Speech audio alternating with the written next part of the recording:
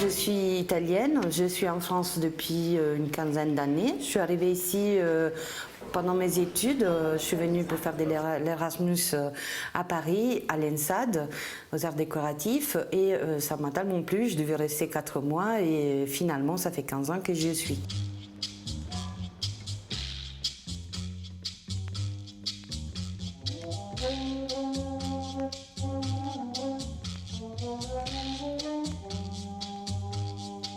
J'étais dans l'atelier aux Beaux-Arts pendant 2 ans et par la suite, je suis arrivée sur Limoges et j'ai repris des études dans le web design sensoriel. Suite à cela, j'ai travaillé aussi dans des agences de com et jusqu'à quand je suis arrivée chez Memaner, dans cette maison d'édition de livres pour enfants aveugles, où j'étais donc pas que graphiste mais aussi illustratrice, et je me suis occupée des illustrations tactiles ou en 2D, des couvertures, des livres.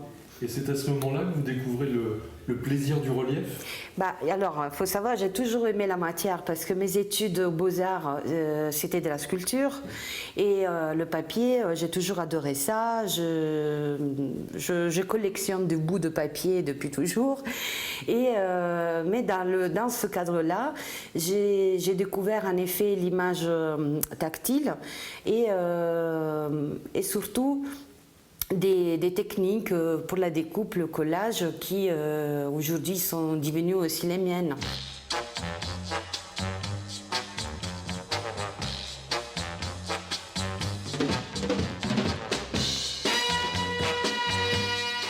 J'ai participé à un challenge sur Internet qui s'appelle 36 Days of Type.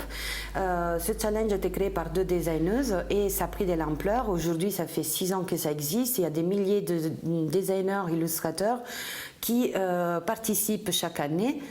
Et cela consiste pendant 36 jours consécutifs à dessiner une lettre ou une chiffre selon son propre style. C'est un effet de volume et en plus la lettre N, voilà, ça reprend les volutes des lots, des vagues des lots. Donc voilà, je voulais rester vraiment dans l'élément mère. Le cul, c'est le quetzal. Oui. Et en effet, c'est un oiseau vraiment au plumage incroyable. Et bon, moi, je devais rester quand même fidèle à la palette que je me suis donnée. Donc, il s'agit de plusieurs plumes qui sont découpées toutes à la main et au ciseau et collées une à une. Et pour le R, en fait, c'est le rat.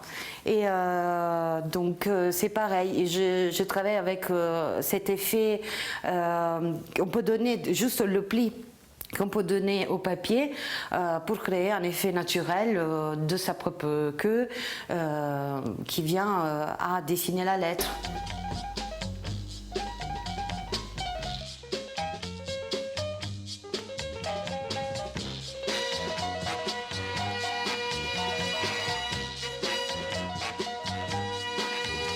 Et par contre, je me suis donné ce thème animalière. Pour garder cet aspect-là, la deuxième partie de l'exposition, qui se trouve dans l'autre salle, j'ai choisi pour les chiffres, parce qu'il y a aussi les chiffres illustrés, de rester quelque part dans le thème animalier, mais surtout de parler des phases de la vie sur Terre. Et donc là-bas on trouve d'autres sortes d'animaux, on peut dire des systèmes de vie unicellulaires, pluricellulaires, la cellule prokaryote, eucaryote, voilà. L'exposition est ouverte du mardi au samedi de 11 à 21 h et jusqu'au 21 septembre.